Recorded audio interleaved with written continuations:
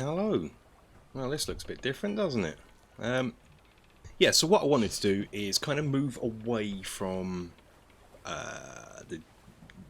these games you can play on Steam by Tin Man Games, because there's a very limited roster of books on there. Not that they're bad books, they're just books I've played a lot and I wanted to try something else, so I thought we'd play sort of book version. So I do have the book of this, but I found a PDF copy just to give you something to look at while we're playing. Otherwise it'd be a bit dull if I'm just, say, reading. But the old dice tray here, so we can roll up some dice, like so. In the corner of the screen there, we've got our skill at the top, strength at the bottom, middle, and luck at the bottom there, so I can keep track of those for you. But we're going to attempt to do this and see how well this one works out. So hopefully it should be okay. I've also tried to get a bit of background ambience music. I don't know if that's going to be too loud or what. Hopefully it won't be. Try and move the mic forward a bit. Yeah, hopefully this will be okay. This is all new territory. So yeah, we're playing Demons of the Deep. The reason for this is it's a game I've not played very much. I've owned it for years. You know, you can tell it's the green spiky spine edition. Yeah, but I've not played it enough, so I thought we can try something different, shall we? Yeah. So, and plus, it's a game set underwater and pirates. It's about 1,000,000,001 degrees out there. I thought it was very apt to play more of something a bit different, a different setting. So, yeah, let's crack on, shall we? So we can go through the book. So we'll start here by, let's roll our skill, shall we? So we roll one dice, add this number to the skill. So, and I'm going to give myself one re-roll here. So 5, so it won't be that. 5, that's going to be 11, so let's see if I can... No, that's not working. Why is that not working now? Bugger. Nothing is working. Alright. Now it's working. So that's 11 for... What's this for? Skill. Oh, no, there we go. 11 for skill. Roll both dice and add... Wow. Yes. Okay, that's good. So we're going to get 24 for stamina and roll one dice for luck. Oh, that is the Selrig 1 because the 6 is there, so we can have that as my re-roll. And it's 1 again, so our luck is not very good. That is our luck. Ouch. Okay, so barring that, we are fine. Don't need to be there, so we'll just how to play. Yeah, so I'm going to do, don't have this available online, so I'm just going to have a bit of paper to keep track of this, and then the map. So I'm going to do a little section for equipment, gold, gels, potions, and provisions, which I believe in this game you'd get 10, so I'll mark that now. Okay, so yep, moving on. Background, there we go.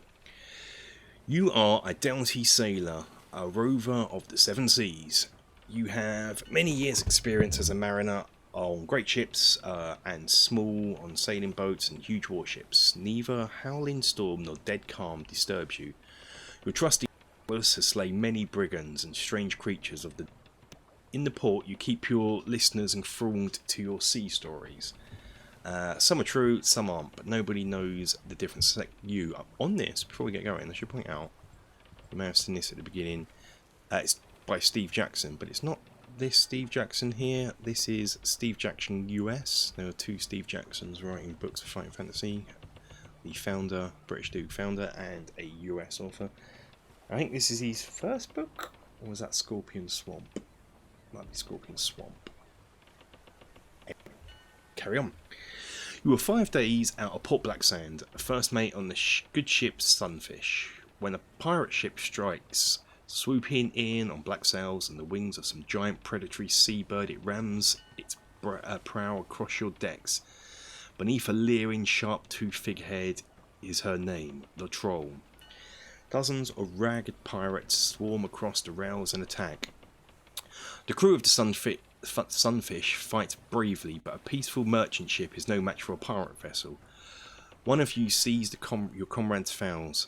One by one you see your comrade's fouls. So I'm reading from the PDF, which you probably tell is not that good. I should possibly read from the book. Yeah, the crew is sort of very. I'll sod it, it'll be easier to read from here, innit? Otherwise I'm looking at a book. I'm sort of looking at you if I look this way. So bear with me. With your back to the main mast, you lay about you with your trusty sabre.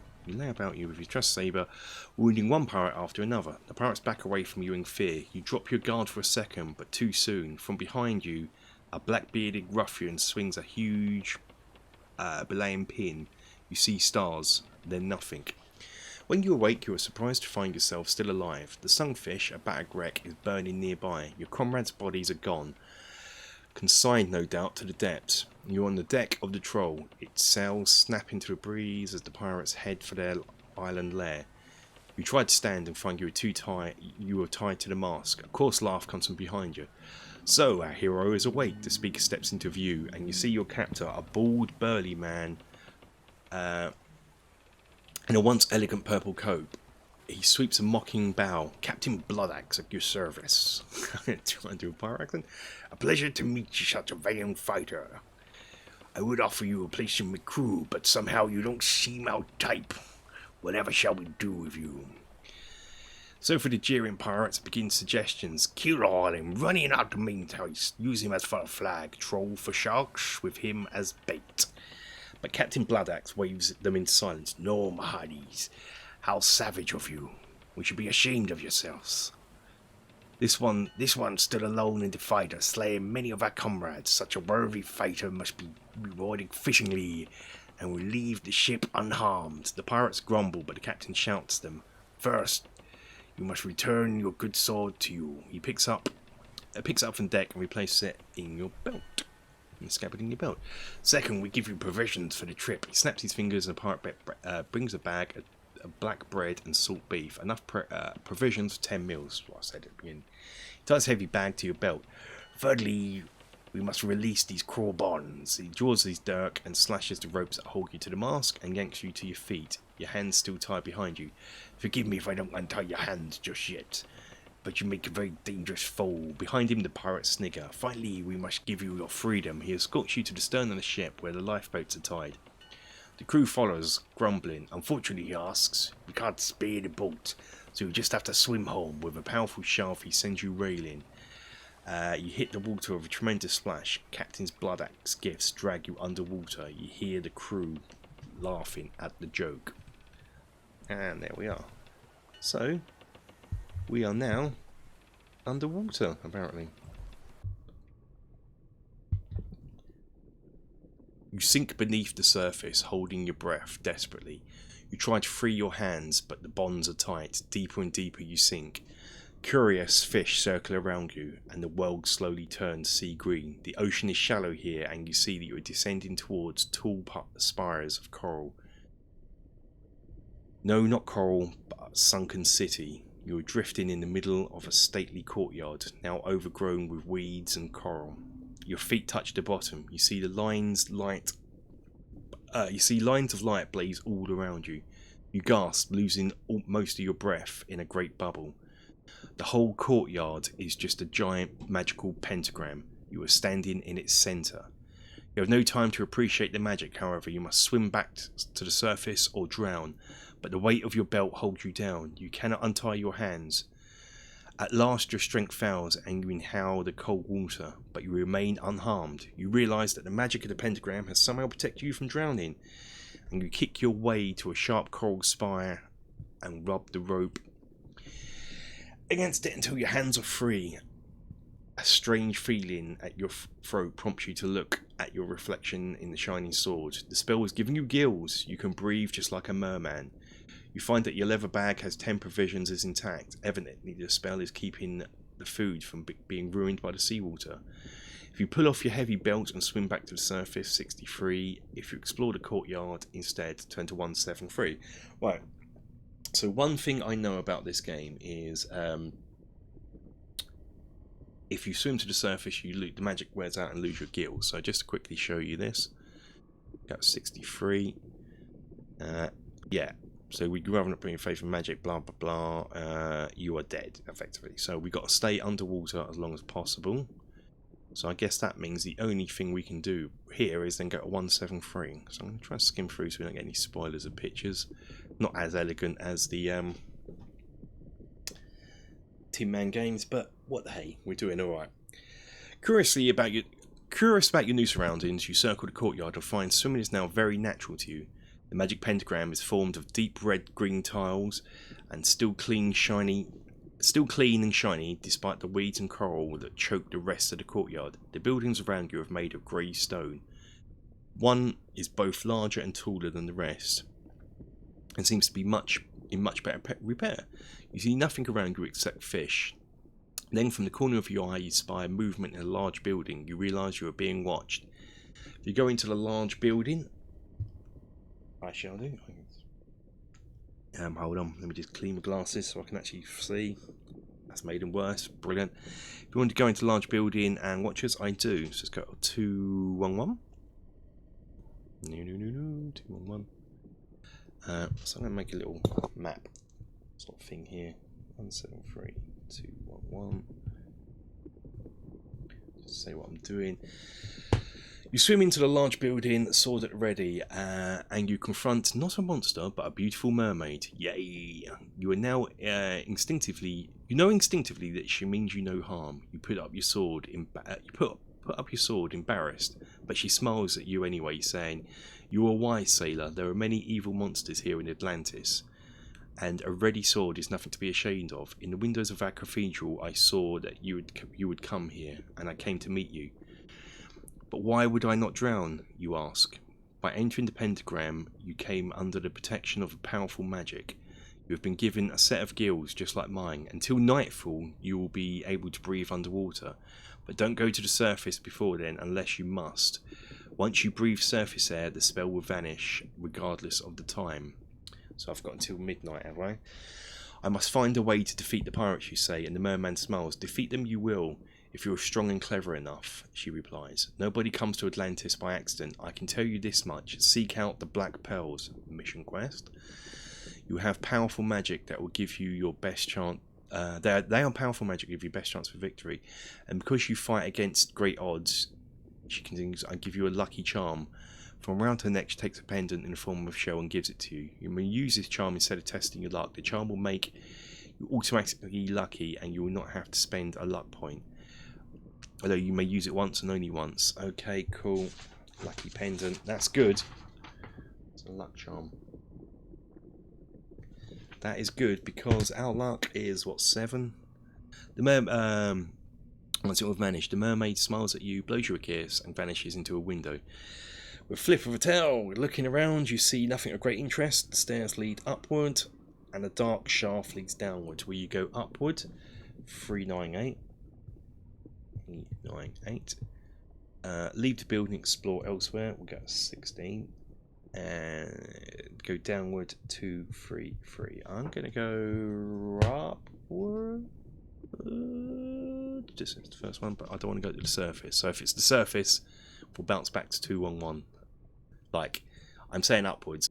I don't mean go to the surface. So if I die, I'm going back there. Oh, we're fighting fish. That's cool. Don't mind having a little fight with these. You follow the stairs upwards, feeling very light and agile. At the top of the stairs, the doorway is open. The door is long since rotted. The room is littered with shells and seaweed. The silvery shape moves towards you, and another and another. The room is a lair of 3 barracudas. The silvery fish are as long as a man, but very slender. They seem to be all eyes and teeth. They circle you greedily. You must fight them. With your back to the wall, you meet them one at a time. The fish must fast at you. You cannot even try and escape. If you kill the barracudas, you'll get 4 gold pieces. Well, So, this we know. Green dice will always be mine, red dice will always be the enemy. So let's fight the first barracuda. So that's skill 6, mine's 11. So that's 16 for me. 11, 14 for them. So I do that one, some damage. Quickly right here, he's got 2 stamina left. Not as exciting, I dare say, as the book, as the two-man games one, but hey ho. Hey ho. 19, 13, so that's the first one dead. Next 2 are a bit harder in stamina. So yeah, so that's 8, 14, so down to 4. Yep, 2, that's 10, 21. Oh, this could be 12. Yeah, that's fine. So he's dead. Third one. 15 versus, yeah, I've already done him, so he's down to 4. I'm having to do maths here. Don't like maths. 15, so that's 20 versus 13. Yep, one more and he's dead. 17 versus, yeah, he's that one dead. I think that's the last one. Or was that? Let's do the third one anyway. Yeah, I think that's him dead. Third one, couldn't remember if I'd done the third one. This is where it's going to get a bit slack on my part. I apologise. 15, 16, 17, 18. 5, 11, 14. Yeah, okay, it's down to 4. 19. Yeah, down to 2. 19 down to, yeah, he's dead. So I get 4 gold pieces. Excellent. 4. Then the floor. If you wish to swim out of the lower windows and explore elsewhere, turn to 16. If you should go down and explore the tunnel, right. Ow! I banged my teeth from my glasses. It's fine. It's fine. Time check. Let's go and explore the tunnel. What was this? Oh, it's 233. I've got it written here. So, right, yeah, it's 233. So that could lead to there. Okay, so it's a nice little circular thing. So we're going to 233. Only problem with doing this way, I can't do the 5-finger bookmark. 233. You swim down a dark tunnel for. Oh man. Okay, so let's do that. We go left or right. Right is 245. And left is 27. So I'm going to go 245 just because it's easier on my map. Because left sort of takes me back. So I've drawn it really weird. So I'm going to go left just for easy mapping. 245. I hope that's right. Oh, look at that dude. No, we're not beating him. That's right. You pick your way through clinging, slimy seaweed. A dim light comes from some of the ocean plants. You can see a little way ahead. The tunnel walls change to jagged rock as you go on. The tunnel seems to slant slightly downward. Just as you are thinking it will go on forever, you come to a heavy wooden door. You pull it open and swim through. Before you emerge from the cliff, on the face of a cliff, the door swings closed behind you. You panic for a second. You realise you cannot fall. Hanging suspended in clear water. You look about. You turn to 53. Of course, yeah. And that's the other thing with this. I believe this is quite 3D in its mapping, so you can. It's quite difficult to map. You're going up and over places you've already been before because you're in a body of water. But anyway, we're going to 53. I'll make that a little small one. Before you, to one side, are more buildings. Evidently, the city of Atlantis is very extensive. In front of you is the face of a cliff which you emerged, pockmarked with tiny caverns festooned with corals, sea anemones, and plants. You can. I didn't want to be here. No, I've gone the wrong way already. I know this much. I don't want to hit the city yet, so we're going back. We're going left. What was I doing with my life? So where are we? Going back to 233. I don't want to hit the city yet. I know that much from... Go left. Go left. Or do I want to hit the city? No, let's go left. Okay, we've done that. Let's go left. I have to jig my map. Sorry. I just, as soon as it starts talking about the city, you don't want to get there yet. I've not really played this. I've only attempted this once in my life. But that I know that bit took me to the city, and I died. I didn't have everything I needed, so I'm going to go left. I don't want to hit the city just yet. Oh, but the left tunnel leads slightly upward. Glowing algae on the brick walls help you see what you are going. You swim along, the algae gets dimmer and dimmer. By the time you come to a door, you can barely see. Opening the door, you can run by the horror of 2 glowing skeletons. I didn't meet these when I was a kid when I played this. What are skeletons doing underwater? I suppose drowned seamen.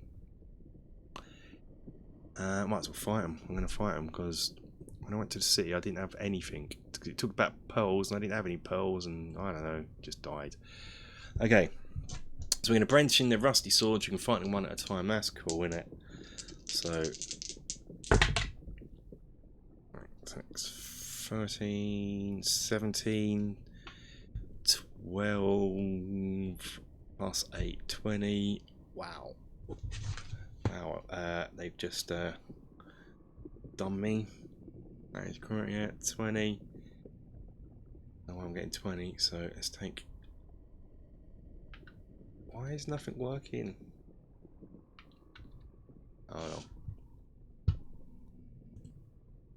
no. I think this thing needs new batteries, my little remote control. But there we go. Okay, they've done me. First round. That don't happen very often. Oh, 13 versus 14. Done me again. Oh, gone wrong way. Ouch. 15, 16. Done him, just. Done a 3. Oh god, bloody hell, skeletons. Oh, come on. Right, 20. I've got 20. 10, 18. Yeah, okay, cool. 16. 16. That's my doorbell.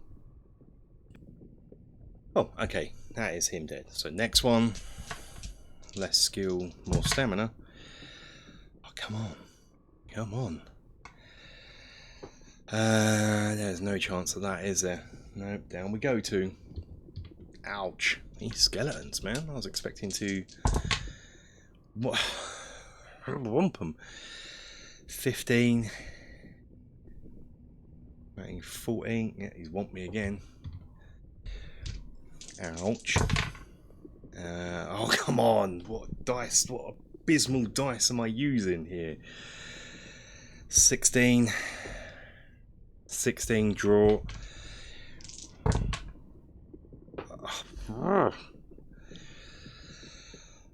18. Oh, okay, that's one down from me. Oh my! Look, come on, these dice. These red dice. Who picked these dice to use? So I've got 17. He's got 17. Draw again. Oh, I hate these red dice. That's 20. 17. Yeah, he's want me again. Ouch. Okay. So what's that? 15. Yeah, he's one more hit and he's gone down, I believe. No, no, no. The dice. I might have to pick different dice in the game. Is that cheating to get rid of the red dice? Wow. 17. And I beat him. And I'm going to instantly use a potion, provision. Because, ouch. Because, ouch. If you destroy the skeletons, turn to 3, 2, 3, 2, 8. Wow. 3, 2, 8. Okay.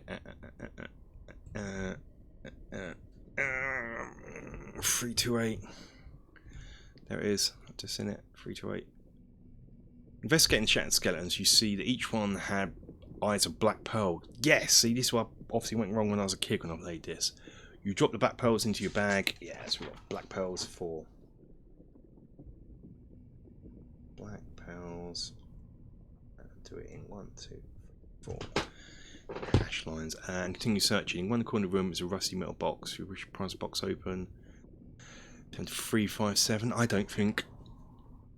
If this box is trapped and I have to test my luck, I don't have enough luck for it and I don't want to waste a lucky charm on it. I don't have the strength at the moment. I mean, I'm tempted to eat. I'll tell you what I forgot to do. Put down my initial stats. I should do that really. Is it 22? My strength? 22. 7.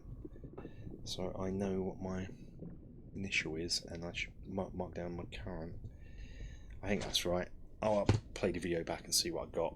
I should have done that. That's my bad. So no, I don't want to do that.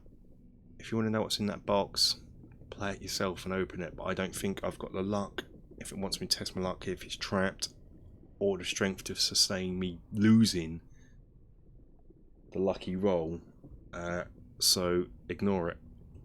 I may have done if I hadn't got my ass beat by the skeletons and sort of taken the stamina hit there, but I can't. If you want to explore the tunnel in the other direction, turn to 245. If you want to swim around that building, go to 16. 7, 4. And I kind of want to go at 16 now because there's 3 paths that have been leading me at 16. So before we go to the city, I want to go at 16. It seems to be 3 paths now, according to my map, draw me to 16. So, my glasses. I think it's so hot they're getting steamed up. So, 16? 16? Let's go 16, see what happens. You swim away from the building, over the courtyard with the pentagram, and over the city of Atlantis. So we're going over the city now. So that's going back to that tunnel will take me to the city. So that when I first went wrong would be the city. I'm swimming over to the buildings over here. So I mean by it's 3D. So yeah, so over to the city of London, swimming is coming natural to you now. Looking over down the city, you see no movement except for fish. The buildings appear deserted. Some are falling into rubble, most are damaged, but the effect is still one of peace and beauty. Yeah, okay, this is great. I think that's the end game down there. 3 spots catch your eye. You must decide to visit. Huge red coloured domed roof. And a naturally clear, smooth patch of sand. I don't like unnatural at the moment. Square building, very well preserved. Well, let's go to this one. Call this 223. We can go to 196, or we can go to 340. And just because I have no red coloured dome, just because I have no idea, well, who would? But you know. I might as well go to the first one. There's been no hints or anything. So 223. You swim towards the huge red dome on the seafloor. The closer you get, the brighter it looks. You swim through the broken roof. Inside you find a single great arena surrounded by tiers of benches. If you swim down to the floor of the arena, if we should investigate the seats, why would I? Right, 233. Shall we 2-finger bookmark this? Shall we just have a quick peek at 283 and then come back? This is how we used to play it back in the day. Have a little peek. Or do I? I don't really want to go to the benches. Nah, see, sea snake. Nah. No, I'm gonna ignore that. Until I find something else that can just get 233. Do I find something that can bring my stamina up, strength up? I'm not willing to take risks at the moment, so we're just going to go down to the arena, down to the main bit. That can't be dodgy, can it? 304.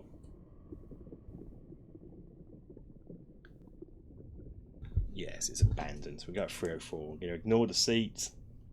It looked dangerous.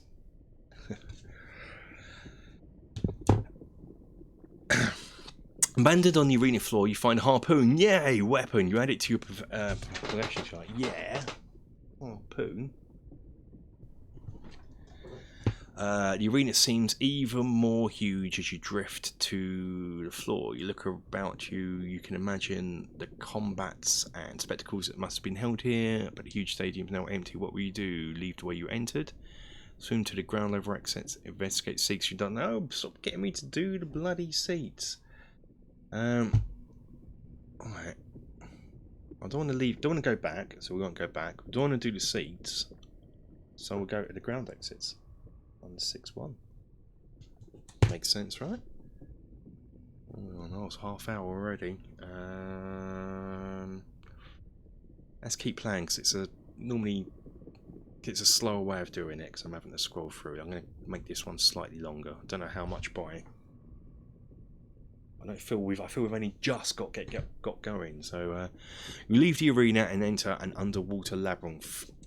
Lit only by glowing moss on the walls. Here, when Atlantis was young, water's drunk Atlantis, were the gladiators' quarters, and here, behind the barnacle-covered iron bars, must have been the animal cages. Fascinated, you continue to search but find nothing that is useful.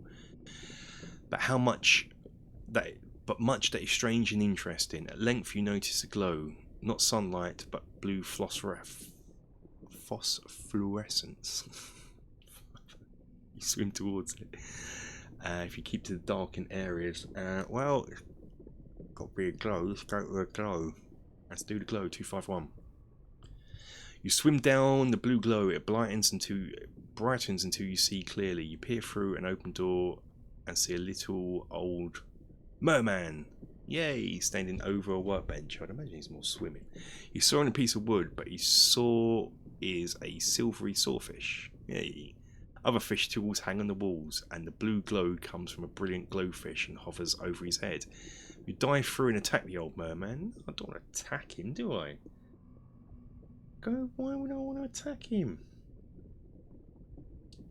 No. He's an old merman. The mer people have helped me so far. Let's talk to him. The merman is surprised to see a land dweller in his workshop, but he is friendly. He hears your story and is very sympathetic. I'd like to help you if I can. If you have anything to pay, I'll sell you some of my toolfish. They're magical and maybe of some use. I'm not going to offer a black pearl. I want to keep that. Harpoon, good weapon. Decline, nope. Attack him, nope. Well, I've got that gold from those barracudas, so I guess that's what that is for. 132. That was 132, wasn't it? I should be making that. The merman is quite fond of that, so I'm going to quickly make a note that I'm at 132, so if I forget. Merman is quite fond of gold. He asks 2 gold pieces for each fish, so I can buy 2 things. If you'll pay the price, turn to 316, and for 1 fish, over 2 gold. If you cannot or will pay, if you cannot or will not pay, turn to 57 and make a different offer, or turn to 150 and leave. Let's go. 316 and see what he's got. Yep. I'm getting quite into this. It's not a bad way of doing it. I hope you're enjoying the way I'm doing this. I'm trying to make it think as much as possible how I can make it so you can see the stats and the dice rolls and things. I think this is working. He offers you a choice of 4 useful fish: a sawfish, axefish, boarfish, and glowfish. Like the one overhead. There are only fish that he has to spare. I was going to leave go to 150. Right, so I've got my cutlass still, and I've got the harpoon. So the axefish, I think I don't need. I'd imagine you're going to use an axefish for a weapon, so I don't need that. I don't know what a borer fish is, what it would be for, so I guess by that process of logic, I'm going to have a sawfish, glowfish, just so I can see. At one point I don't have night vision. I'm going to go to 150 now. Yeah, that makes some lot of sense. Of course, this boarfish is probably going to be the most important one here, and it'll be like, you need the boarfish. I don't know what a boarfish is. I'm assuming that is going to be a weapon. We'll see. We'll see if this comes to bite me on the my fishy butt in a minute. The merman's. You leave the merman's workshop and swim through the underwater corridors. You swim through underwater corridors. Soon you see a light. An opening to the outside. You leave the arena, swim towards a strange path of clean sand you noticed earlier. Turn to 196. Oh, well, that works out perfect for a map, because here's, you can see this. Here's where I've gone round here, just there, and I've put 196 here, so I can just join these up now. That is perfect. Oh, I told you that, but that's fine. 196. You swim closer until you see a large area of clean white sand. Standing upright in the sand is a moss-covered human skull. Oh yeah. As you approach, the water around the skull begins to shimmer. You hear a voice inside your head. What will you do? Run away, listen to the voice, or attack? I don't know what I can attack. It's a skull. And a ghostly voice. Run away. Well, what's the point in that? Let's do it. What is this, right? The shimmering water forms into a vaguely human shape as the voice inside your head tells you a sad story. This ghost was once a sea captain slain by treachery when his crew mutinied. He was eaten by fish and his bones scattered, so he cannot find rest. He asks you, will you gather his bones to give a decent burial to help him? Will you help him turn to 101? If not, go to... I'm going to help him. 101. Let's help him. Let's help him, help him, help him.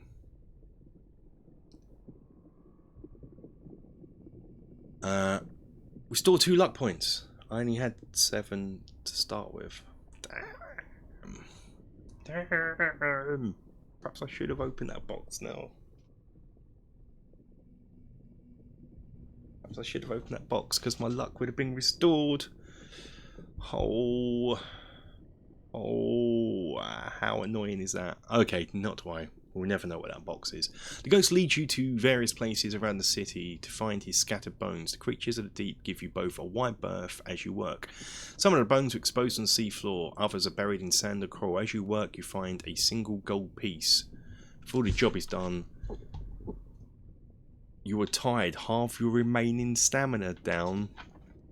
Oh, I've got no gold. Well, I've got 1 gold now. Rounding down, so that's 8. Yeah. Oh, that is... That...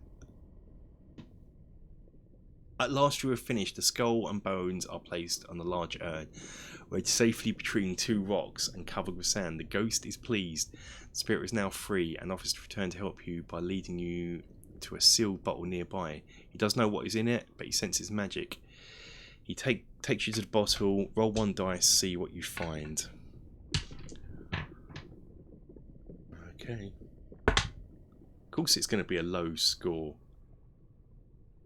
1, 2, so it's going to be poison. 84.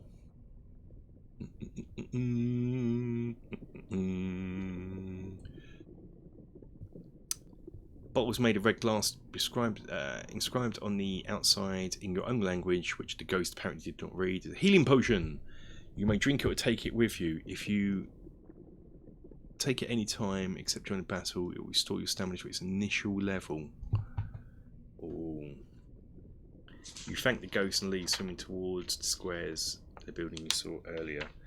A healing potion. So we might start off just taking that.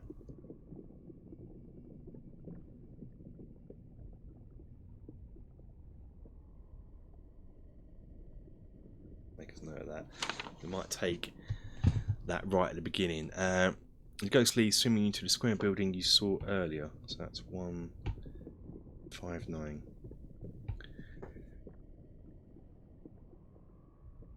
Okay.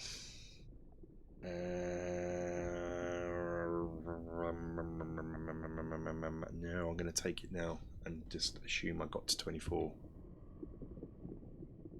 Yeah. I think. Yeah, I'm going to take it now. I think we had 22, didn't we? Or was it 24? If it's 24, I'll add 2. I can't remember. Where did that move?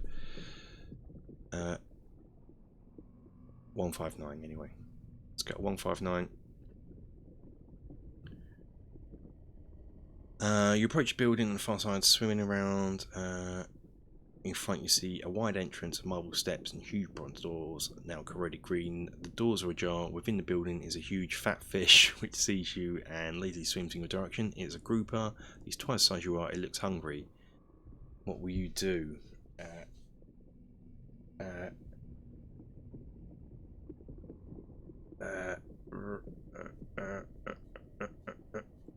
I don't know.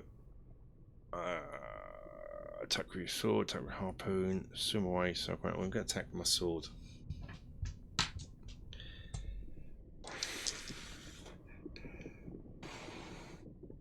Let's see how bad this can be.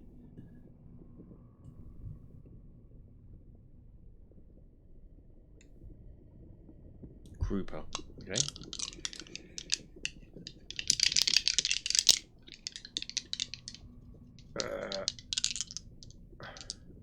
This is right, I didn't get a 159.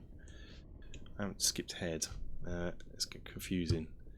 159, yeah. So it's 101. I'm going to go. I was at 101. I'm confused. That seems to have come from nowhere. Went to 84. 159.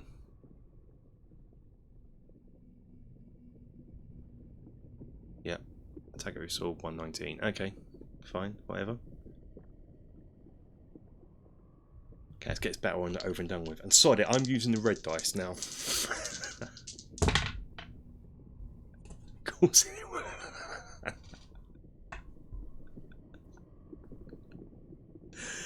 Ah, sod it, I'm using the green dice. I lied. So that's him down to 10. Yep. 8. It's 8. That's 14, 15. Yeah. 6. What was that? 4, 17. So draw. Yeah, a win. 6. 18 takes me down. Peg or 2. Oh. Aha, that's why my thing isn't working. Watch out for that. What was I? I've lost my bloody thing now. I've lost what page I was on. 159, 84. Alright, hang on. Blooming hell. That's why there's teething problem. There's 159. I thought it was 119. Yeah, there it is. Right, so what did he do? He got me.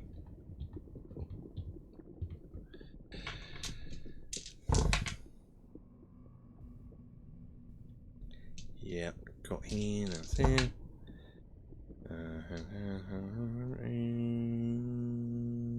Yeah. I think there's one more. Getting forgetful on where I am. I apologise. 14. Yeah. Shall I do one more for luck? If you hit it twice, it will flee instead of pursuing the fight. Oh, I'm not losing that energy. So I've done. Why didn't I read? If you succeed in driving away, turn at 3, 4, 4. I wish I read all the words. People are probably screaming at me, going, "You idiot! What are you doing?" You swim between huge bronze doors and enter the stone building in the interior. And I'm going to make a note of this. Now we are at 340. It's solid grey, overgrown, huge stone crypt walls, left statues. Some odd statues are human, while some are fishy features, but all very proud, noble, and much worse from where you try and read the inscriptions on the crypts, but they're in a script that's no longer to you. The far end of the mausoleum, the stone statue is better repaired than the others. In its right hand appears a huge rod, but on its head is a crown. As you approach, you see the crown is made of green jade, elaborately carved from chain of leaping dolphins. It's not part of the statue, separate to the carving. Will you lift the crown's head? Well, yes. Yes. Yes. Actually, it turned to 11.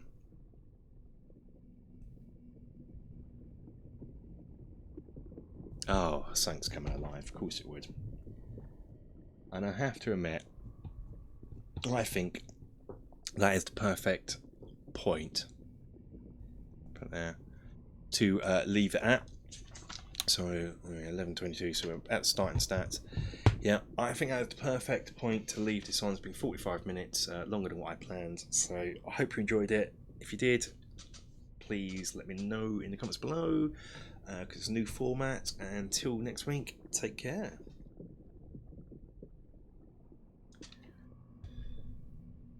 Whew.